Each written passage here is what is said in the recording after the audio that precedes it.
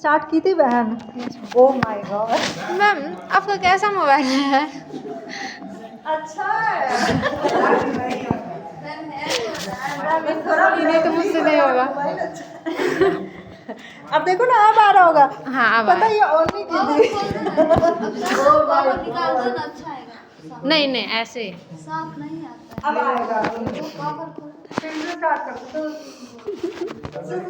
देखो देखो सर, हम लोग कहाँ पर थे? ये था थायराइड ग्लैंड। थायराइड ग्लैंड में हमने यही बात किया था कि यहाँ पर कहाँ पर पाया जाता है? जस्ट लैरिंक्स की क्या हो जाता है, एंटीरियर पोर्शन में जाता है, और उसके नीचे में क्या आ जाता है? आपका ट्रैकियल रीजन आ जाता है, और उसी के बीच में आपका क्या पाया जाता है? आपका थायराइड ग्लैंड पाया जाता है। थायराइड ग्लैंड आपका बटरफ्लाई लाइक स्ट्रक्चर, अगर ये भी देखोगे तो कुछ हल्का आपको बटरफ्लाई लाइक स्ट्रक्चर ऐसा ओरिजिनली बहुत अच्छा बना रहता है, प्रॉपर्ली बटरफ्लाई लाइक स्ट्रक्चर भी लगता है, यहाँ पर आपका अटैच रहता है।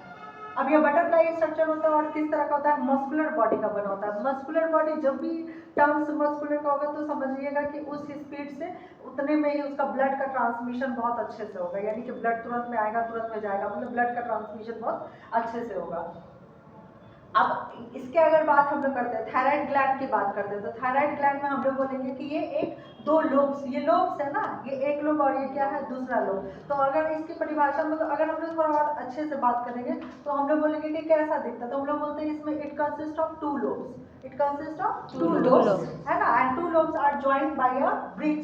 To lobes are joined by a bridge. ये क्या है? एक छोटा सा ब्रिज है, ब्रिज।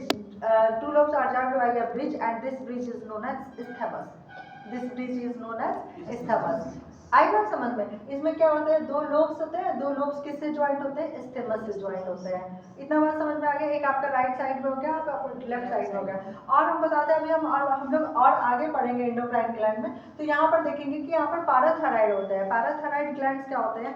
यहाँ पर दो, जैसे एक ग्लैंड इधर, 1 2 3 4, ये क्या हो जाते हैं? फिर पैराथायराइड ग्लैंड हो जाते हैं। लेकिन अभी हम लोग स्पेसिफिक सिर्फ थायराइड ग्लैंड ही पढ़ रहे हैं, ठीक है?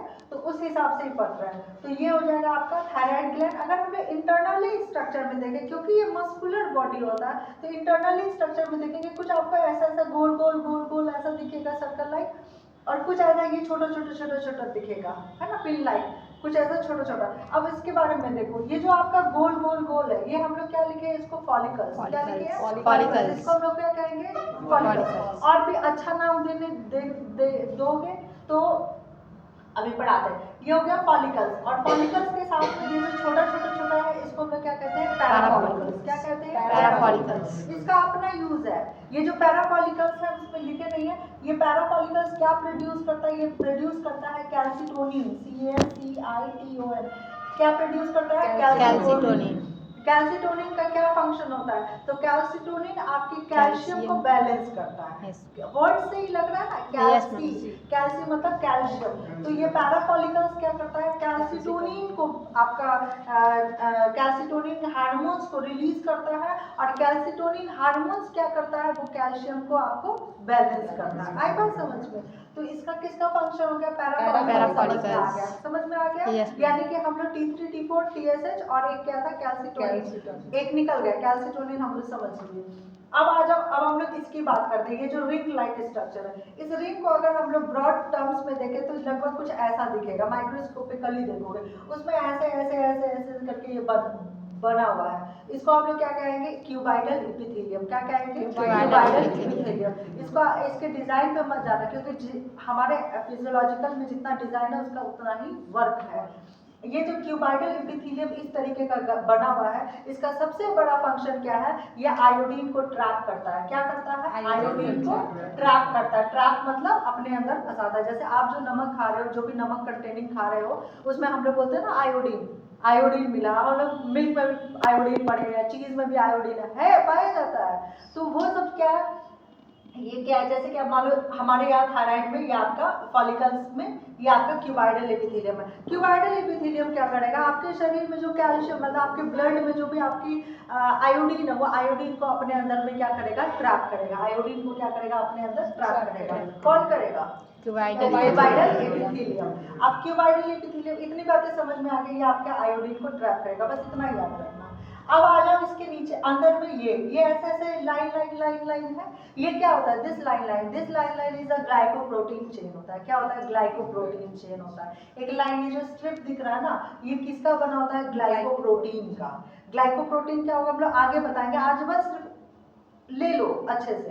ये क्या है? आपका ग्लाइकोप्रोटीन है। अब ये ग्लाइकोप्रोटीन देखो क्या करता है, ये ग्लाइकोप्रोटीन हेल्प करता है कि ये जो आयोडीन इसके अंदर में आया है उसको वो अपने ऊपर बैठा लेता है, अपने ऊपर बैठा लेता है। ठीक है, ये समझना बस आम भाषा में। ये आपको समझ में आ गया? ग्लाइकोप्रोटीन चेन है, ये ग्लाइकोप्रोटीन है, ग्लाइकोप्रोटीन। और ये क्या है? Cuboidal epithelium. क्यूबाइडल एपिथेलियम का काम क्या है? हाँ, आयोडीन को अंदर में ट्रैप करना और ट्रैप करके यहाँ पर सिटिंग पोजीशन पे डालना। इतना बातें समझ में आया कि यहाँ पर ग्लाइकोप्रोटीन आयोडीन के ऊपर बैठ जाता है। अब आ जाओ यहाँ पर, हम लोग बताया कि एक थायरोग्लोबुलिन, ये क्या है आपका? थायरोग्लोबुलिन है। ये एक थायरोग्लोबुलिन पे अगर सपोज जैसे ये एक थायरोग्लोबुलिन है, ठीक है, ये क्या है? THYG थायरोग्लोबुलिन है। इसमें अगर एक आयोडीन बैठता है, एक आयोडीन अगर बैठता है तो इसको हम लोग कहते हैं मोनोआइडोथायरोनीन। क्या कहते हैं? मोनोआइडोथायरोनीन।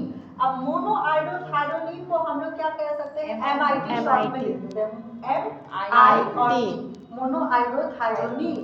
अब मोनोआइडोथायरोनीन यानी कि MIT हो गया। अब यानी कि अगर एक थायरोग्लोबुलिन में आपका एक आयोडीन अगर मिल रहा है तो आप उसको मोनोआइडोथायरोनीन कह रहे हैं। अगर एक में अगर मान लो दो का पोजीशन हो जाए, यानी कि दो आयोडीन अगर बैठ जाता है तो उसको हम लोग क्या कहेंगे? डाइआयोडोथायरोनीन, है ना? यानी कि एक थायरोग्लोबुलिन जिसमें अगर दो आयोडीन अगर बैठ जा रहा है तो हम लोग इसको डाइआयोडोथायरोनीन कहेंगे, जिसको हम लोग कहते हैं DIT।